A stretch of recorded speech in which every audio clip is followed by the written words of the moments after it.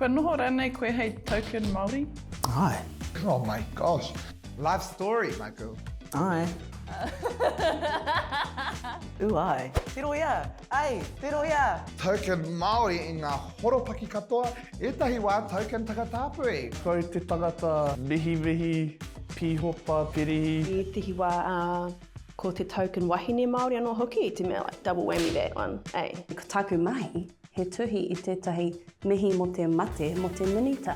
Yeah, I whakaaro e, hara tēnei, taku tūranga. Ko au te kai Waiata, te kai karanga. Token Māori, token female. Te kai Karakia, te kai kōrero even. Token brown, token youth. Hell no.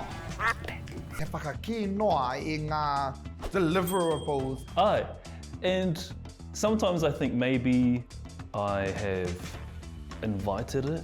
Ai, I pai te pūtea. Oh, i ngā waka toa. And I love it.